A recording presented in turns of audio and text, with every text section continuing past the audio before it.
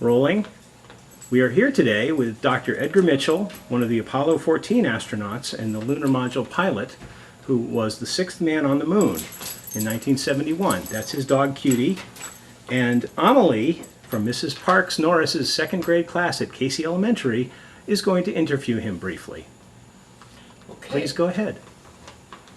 What was it like in the rocket at takeoff? Well, the rocket at takeoff is kind of shaking a lot because of the engines, and we call, by the time it gets up to altitude and the first engine and the first stage cuts off, we call that the train wreck, because it's a very rough ride at that point in time. Then the second stage cuts in and it's pretty smooth the rest of the way into orbit.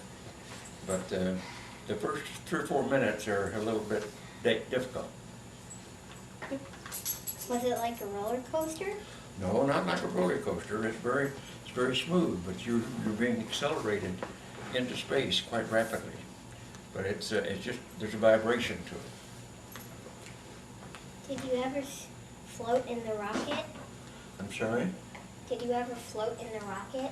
Well, once you get into space and you get into zero gravity and the engines are running, then yes, you can float, because there's no gravitation, or there is gravitation, but you are moving in free fall in the spacecraft.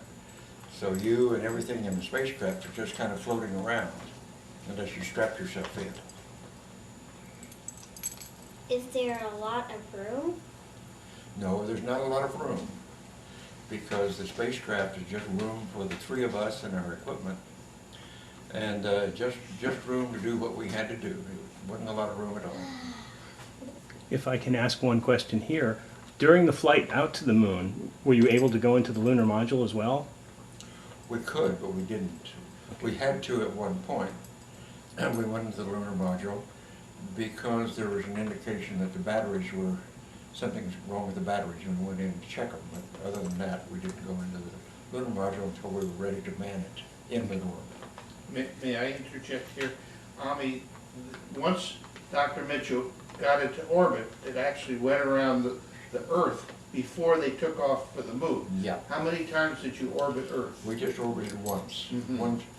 Once around, plus about once and a half quarter. And then we inserted into lunar orbit, toward lunar orbit. How big is the rocket? Well, at launch, how big is it? The whole assembly is 363 feet long. That is over a football field in length, 363 feet. And if Daddy takes you to, or Mommy takes you to Cape Kennedy, you can see one of the last remaining Saturn V rockets. They have a museum that has a Saturn V rocket in it at Cape Kennedy.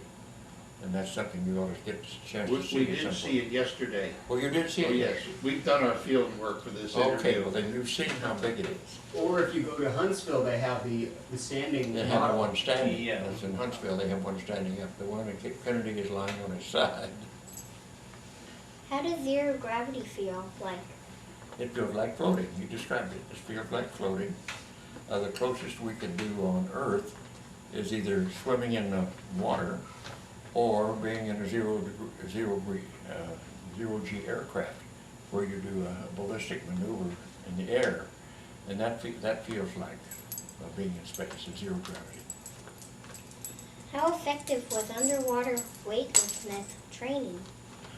That was, underwater weightlessness training was pretty good.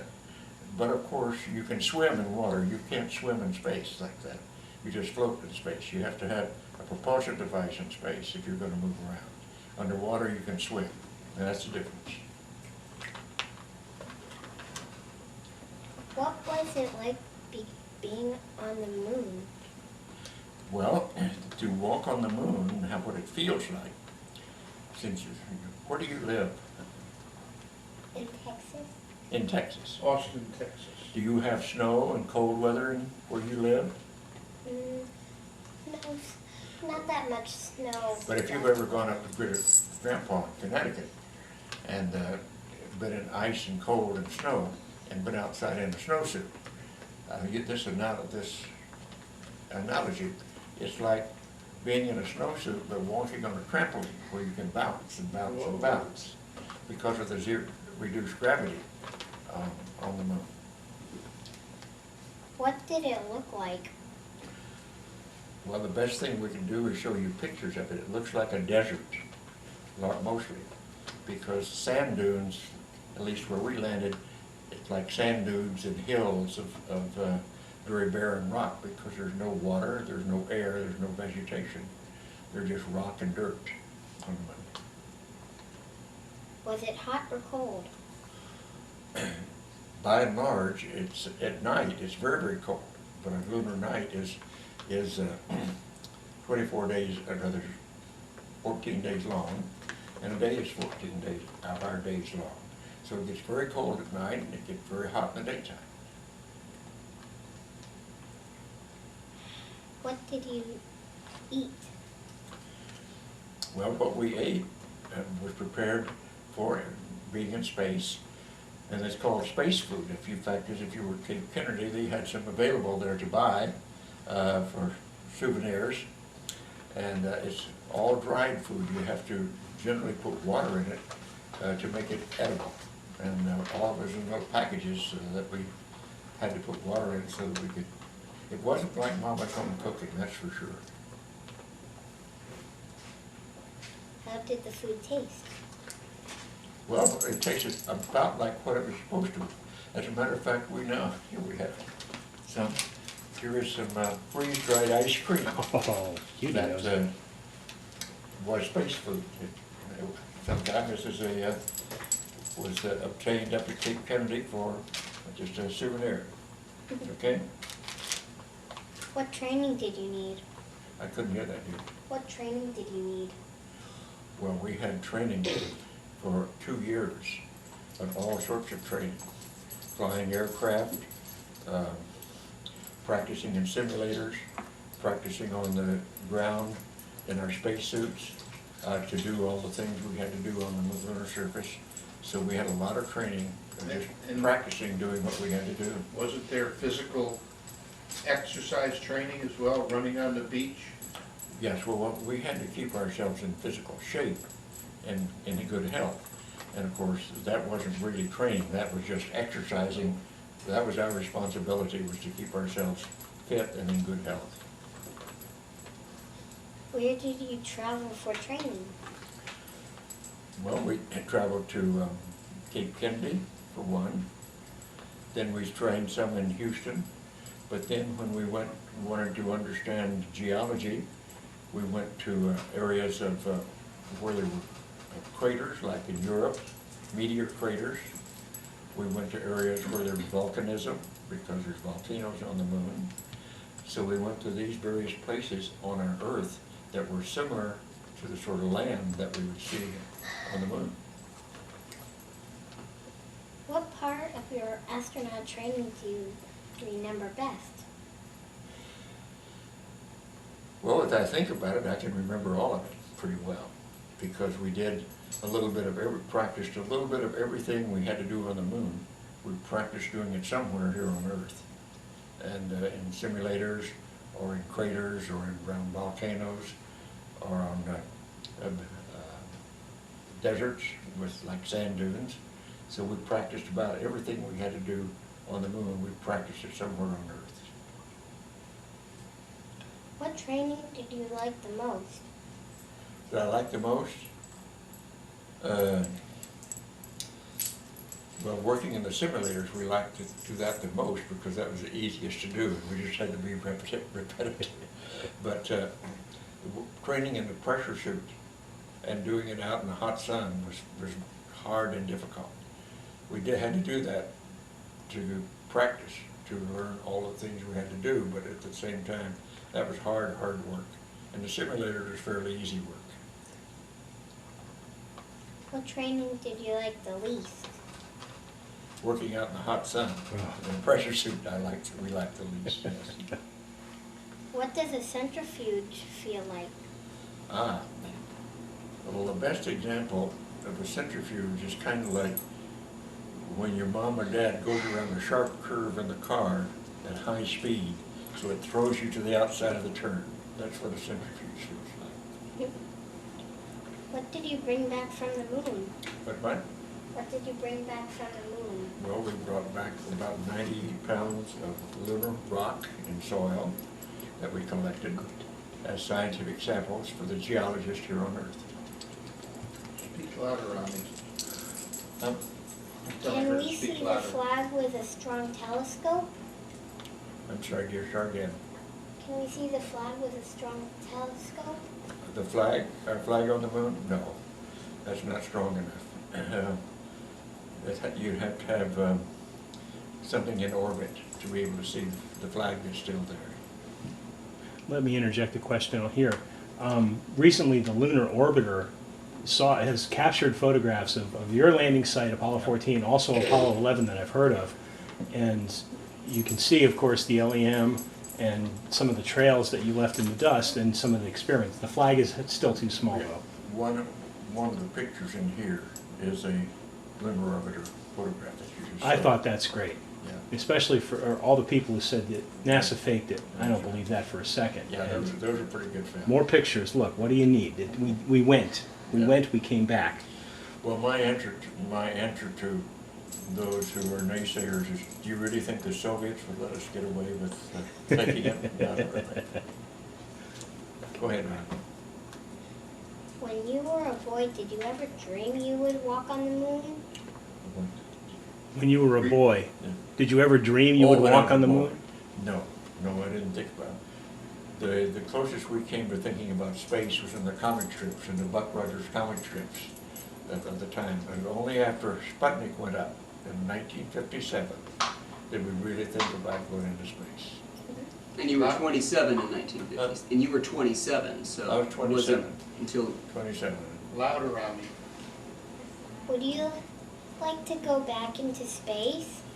Yes, I would like to go back into space, but there's a story about that. Because one of the other astronauts, John Glenn, went back into space. He's 77 years old. And people asked me, did I want to go back into space? And I said, of course, but I'm going to wait till I'm 100 and beat John's record. Okay. What are the other planets like? Well, I can't tell you what they're like from having visited there. You could probably get the best example. You have to read about them and look at pictures of them, because nobody has ever been on the other planets yet, but we will in due course. Will we reach Mars someday? I'm sure we will go to Mars someday, and probably within the next several decades we'll go to Mars. But we have to build up our space experience a little bit first. Give it 20 years. 20 years to go to Mars. I'm trying. Will we return to the moon? Well, the plans are to return to the moon within the next 10 years or so. We'll see what the politicians say about that, whether we really do that or not. What should today's students pursue to try to become future Mars astronauts? I'm sorry, I didn't quite get your question. Louder, Ami. What should today's students pursue to try to become future Mars astronauts? What the students do today to become Mars astronauts. Get a good education in engineering and science, stay physically healthy, and be the best you can possibly be at everything you do.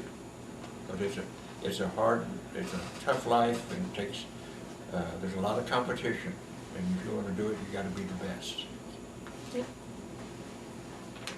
you think I could be the first person to walk on Mars? You could be, if you could go up and do all the training, you certainly could. What is your favorite space-related or science fiction movie? I didn't understand that. What is your favorite space-related or science fiction movie? Oh, I think Star Trek was the classic, one of the earliest science fiction space movies, the whole Star Trek series, and I think we all watched that pretty well from the 1970s on. Yeah. What is your favorite children's book about exploration? Children's book about exploration. Your favorite. I'm not sure I can answer that, because I'm not that familiar with the current children's books. I really can't answer that very well for you. What about From the Earth to the Moon by Jules Verne, or Well, that's something from your I age? know it's not really a children's book, but that is one of the classics, the Jules Verne From the Earth to the Moon. It's one of the first books about space travel. What did you do for fun? On the space flight, or now? What did Both. you do for fun? Well, on the space flight, there wasn't much time to have for fun. We were working pretty hard all the time. But today, well, in my earlier life, I don't so much anymore. I used to play golf, and I played quite a bit of tennis. But I don't do that much anymore. I just pretty much do my work. And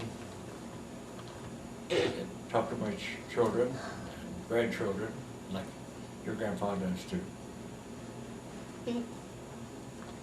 What did you do for fun on the moon? Well, we didn't really do any fun on the moon, except at the very last minute, when we were about ready to get in the spacecraft. My partner, Alan Shepard, hit a golf ball, and I threw a javelin, and so that was our first Lunar Olympics, one golf shot and one javelin throw. And that took us about 3 minutes to get all that done. That was how much fun we had on the moon, to just have fun. Did you plan on throwing the handle, or was that improved Improvised. after the astronaut Shepard hit his golf ball? Well, I didn't think about it at the time. I knew he was going to hit the golf ball. We talked about that, but it was an impulse. When he hit the golf ball, I grabbed the staff and used it as javelin and threw it out as his golf ball, just for the fun of it. That was fun. How far do you think it went? Well, to be precise, it went about 51 feet, and my javelin went about 51 feet and 4 inches. So my javelin went further than the golf ball by about that far. And I got a picture to prove it. What are some NASA inventions that came out of the Apollo program? What are the NASA inventions? Well, there was a lot of chemistry, chemical processes that came out of it. Much of the computer work that we have today came out of the Apollo program. As a matter of fact, if you have a cell phone, which I imagine you do, you have more computing power in your cell phone than we had going to the moon. That's how much technology has changed.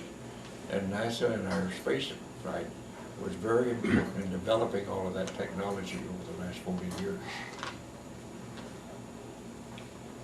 Yours was the first mission after the Apollo 13 problems. Finish, read the whole question. What lessons did NASA learn that were applied to Apollo 14? Well, what lessons NASA learned was that we had to be more and more careful about all the very small details, because the fire on Apollo 1 that killed some astronauts, and then the mishap on Apollo 13 made us realize we had to be extra careful with quality control in all areas of manufacture to make sure such things didn't happen again. But that's innovation. That is new development. You have to learn, and you make mistakes, and you correct the mistakes and keep on going. That's what development's all about. Have you ever seen a UFO or an alien? I have not had any first-hand experience with UFOs or aliens, except I did grow up in Roswell, New Mexico, where the first UFO crash was recorded, and I did know about that. And I did have that confirmed for me. So it was a real crash.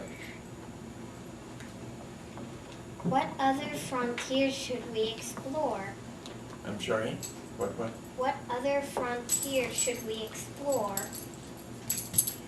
Well, I think if we want to include the work that I have done with my Noetic Foundation, and Grandpa helped me get started with that years and years ago, that was exploration, and it is still exploration.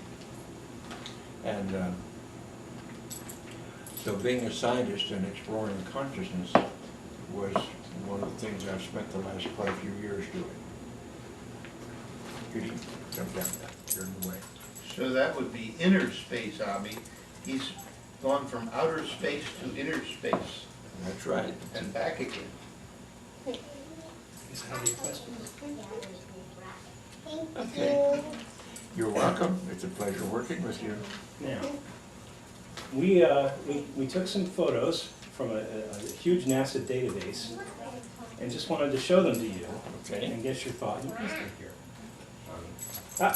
Well, now Judy wants to. Just wanted to show them to you and let you say a few words, maybe some remembrances, or Okay. maybe you've never even seen them before. Haven't Now, seen that one before. this one is you Was- training, obviously, on a downhill slope in your spacesuit. I don't remember that, but okay. But this is apparently a 6 degree of freedom framework holding you. Mm-hmm. So the technicians, I guess, are helping you guide. How was this? Well, I don't remember that particular contraption, but those were all the things that we did, and they rigged up for us to have test different facets of it. I frankly don't remember that particular rig. That's you with the flag.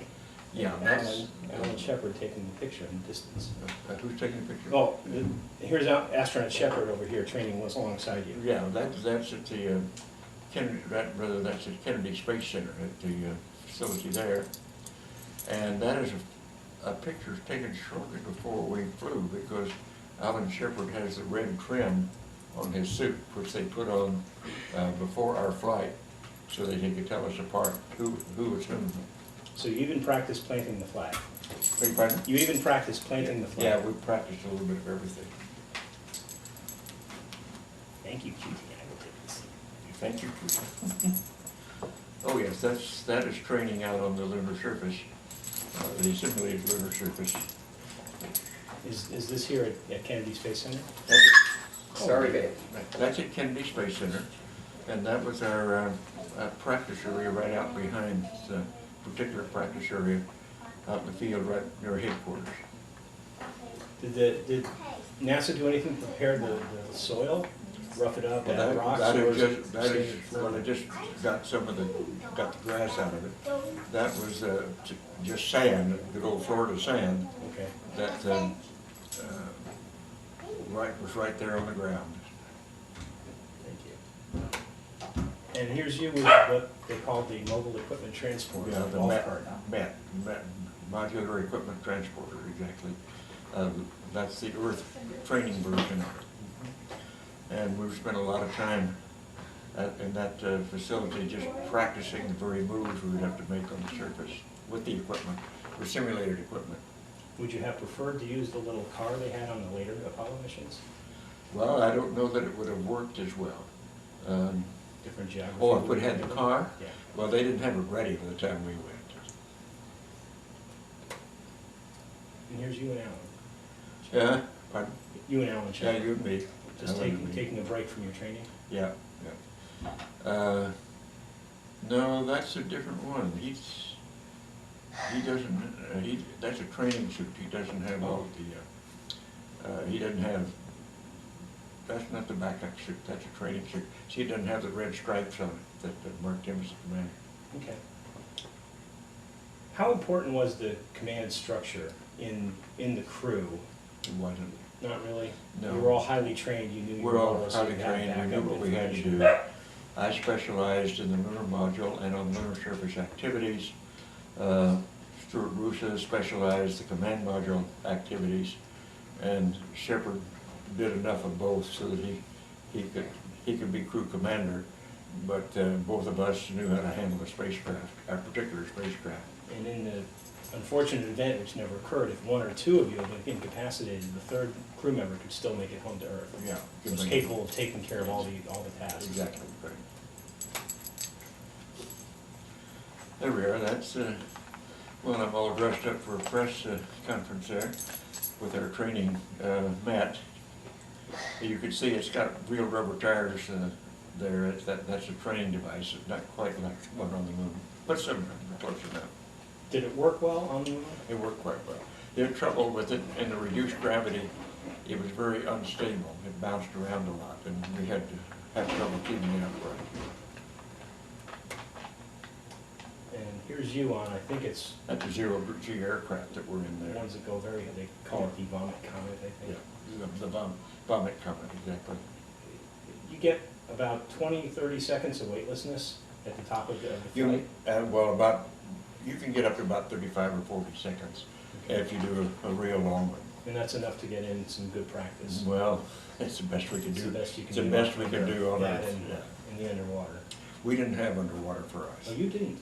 Okay. That came on, well, we did underwater, but not in pressure suits. The submersion tanks and pressure suits came along later. Not during the Apollo program, but during subsequent shuttle training. Okay. So I do know that Yeah. true weightlessness is the one thing we cannot simulate You on can't Earth. really simulate it on Earth, that's right.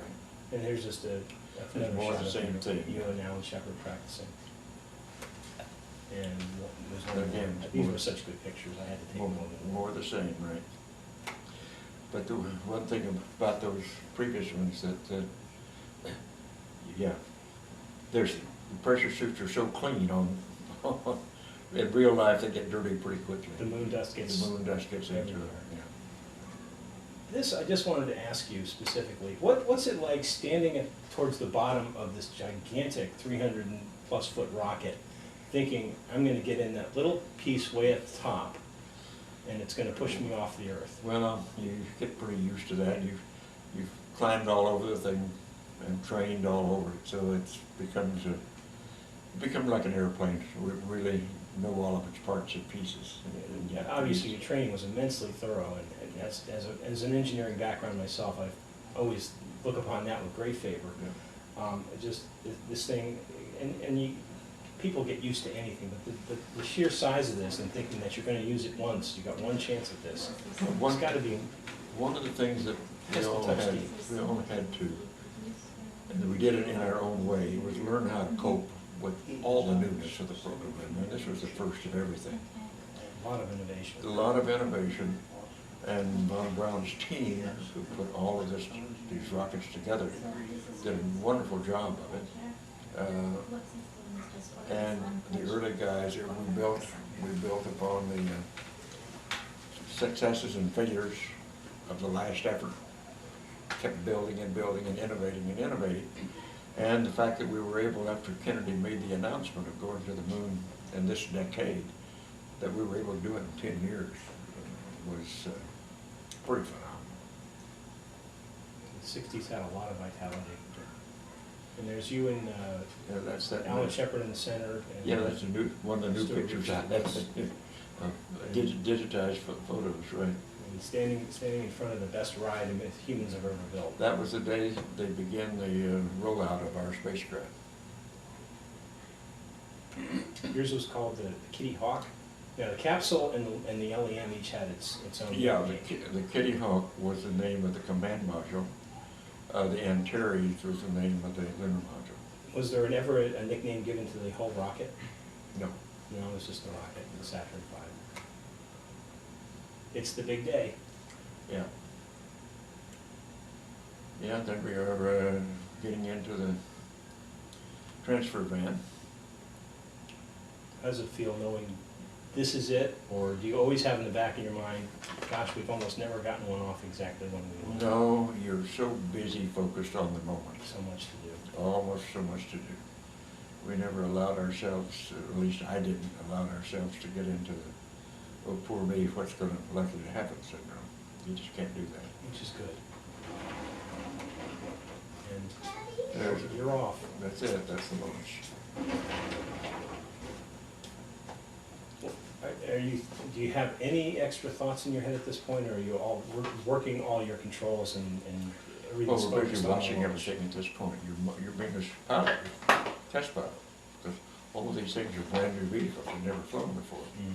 So you're being a test pilot, and it's the first time each one of them flew. Each one was just a Each little one bit was more brand new. modified from the previous. Unlike aircraft, it doesn't have multiple flights. Okay, that's a wonderful picture. That's our the first look at Earth as we come around from the back side of the moon. Earthrise, and you can see the difference in the soil on the backside, which is that brown, grayish brown, but not nearly as dark as the soil on the front side, which is mostly lava rock. It's been broken up, and, particularly in the craters, because the craters are full. The craters on the front side have been filled up with lava, and then pummeled into fine talcum powder like dust. So this is the back of the moon that never really That's the faces back of the Earth. moon that you never see from Earth. Right, even when it's darkened, we're still looking at the same face because That's they're in, right. it's called geostationary lock or something, I don't remember the term. So you're one of the few people who've ever seen the legendary dark side of the moon That's right. live. The legendary, let's call it the backside, The which backside of is it. more accurate. What does it feel like seeing the whole world? Pardon? What does it feel like seeing Earth coming up over the horizon? Well, that is really that was one of the neat, nice experiences to see Earthrise from going around the moon. Okay, that's one of the famous first pictures. And the interesting thing there is, even though we've only been out on the surface there a few minutes now, you can see the lunar soil has covered the lower part of our pressure suits. That it's so Very dusty and dirty. Very quick. Did you have particular pride in getting to be the one to plant the flag, or was it just another part of the mission Well, we profile? both did it. We both got Okay. part of it. See, the flagpole was in two different pieces. And we put the first piece in, and then we put the flag into it. So we both, it was a joint effort to get it done. Okay. And we took each other's photos there. That's you in the distance, and I think we saw that as part of that You pan saw shot. that into part of the that room. pan. We This is the part of the pan that Shepard was responsible for ever so often taking the panorama, so that the geologists, after the flight, could make sure they knew precisely where we were from the panorama. They could pinpoint our location quite well. Do you recall what you might have been doing in this? Just Well, that walking the particular setup one, and yeah, experiment? I'm adjusting the television camera. That's a television camera. And we had to, every so often, well, on the first EVA, we pointed it out toward the scientific station that we set up. On the second EVA, we pointed it toward Cone Crater, so it would be in and out of view as we walked to the top. You attempted to walk to and couldn't. We didn't didn't worry about find it We quite just, right. we just pointed it up in that direction. Now, your two EVAs, moonwalks, were each about 4.5 hours. And part of your mission profile in there is to have some sleep, of course. Mr. What? Is to have some sleep Yeah. while you're up there. How easy is it to go to sleep when you're up there? Are you physically exhausted? Are Well, you you're pretty tired. giddy when about you being sleep. on the moon? You're Or- pretty tired, but we waked up a few times, just since every time a pump or something would change pitch a little bit, it would wake you up. A few noises. You're being very alert, sleeping light. Okay, there's out at the science station, you can see the telemetry station with the antenna sticking up in the background there. And this is, well, we're setting up, that's a solar, another thing. I think that's a beta ray. I don't know, I can't remember what that particular instrument is that captures solar particles.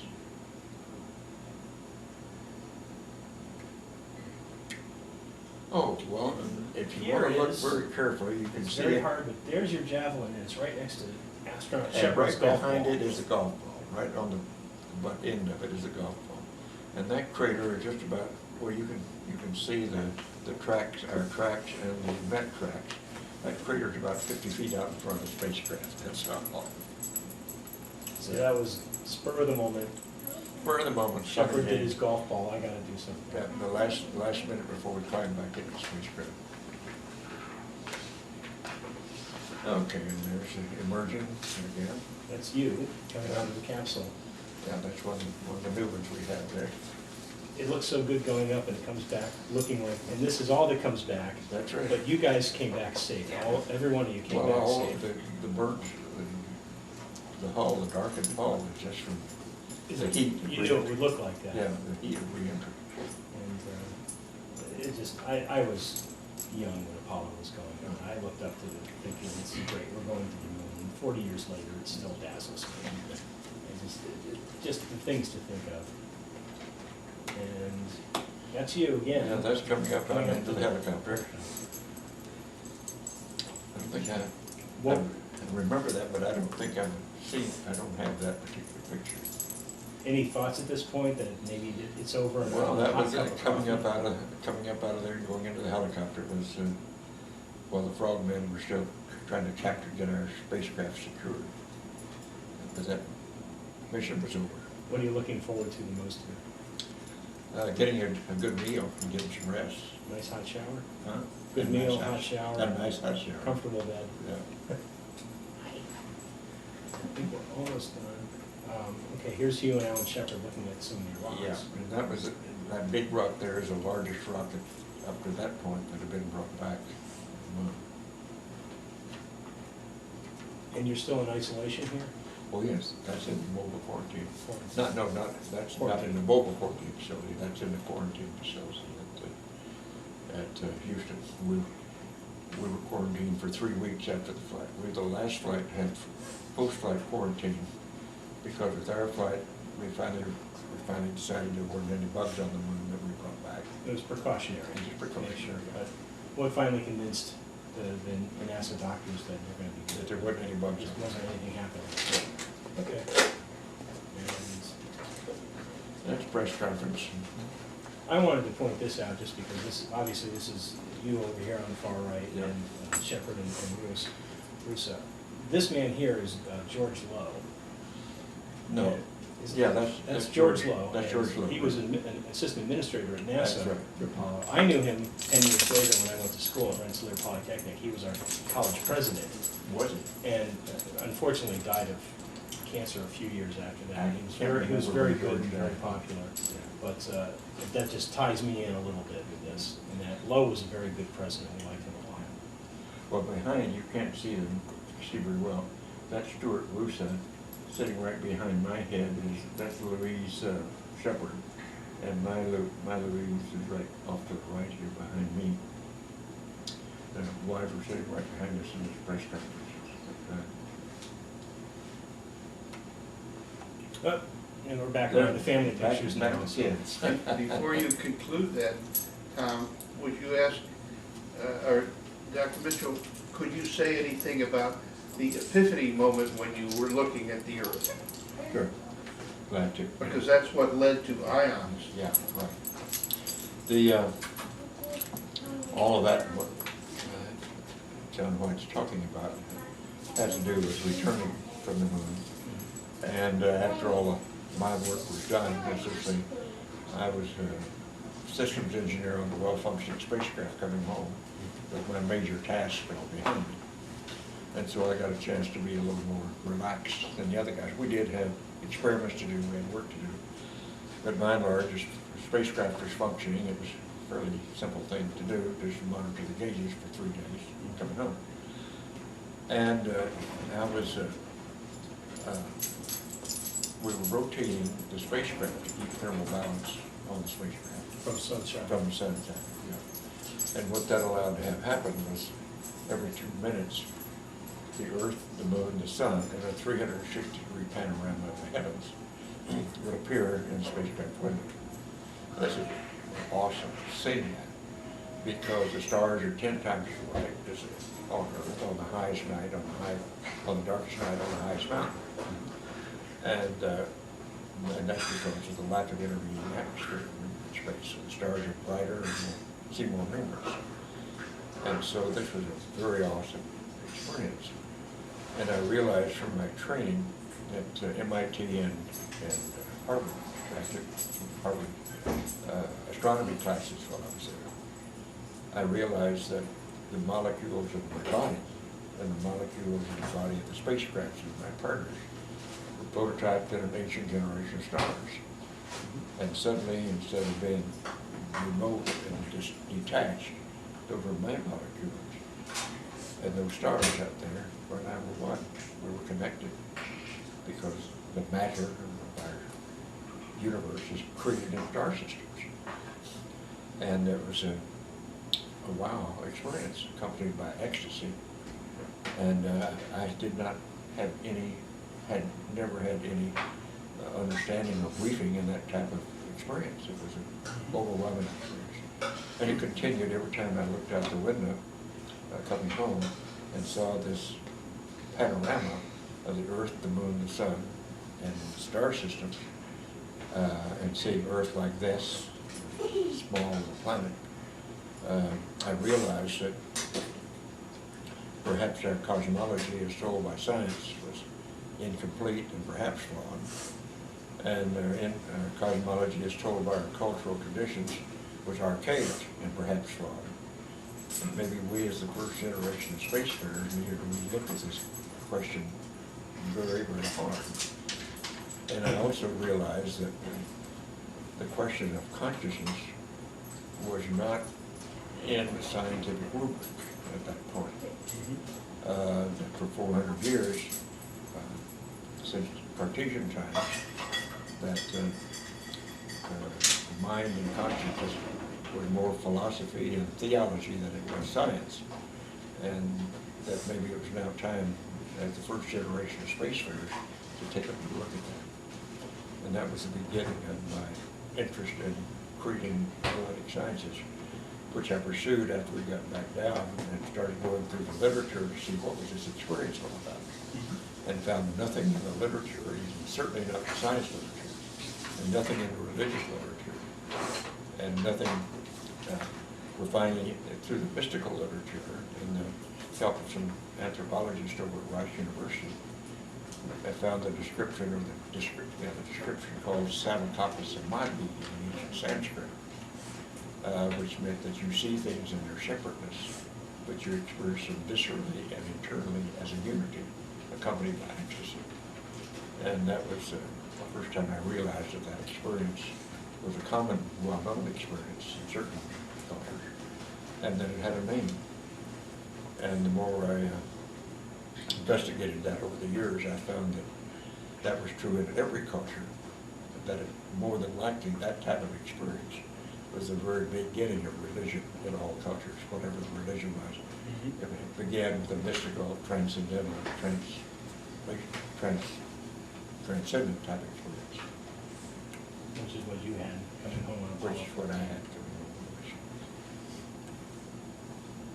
home on. A way I've heard that phrased in terms of the interconnectedness and everything is that all the gold comes from supernovas.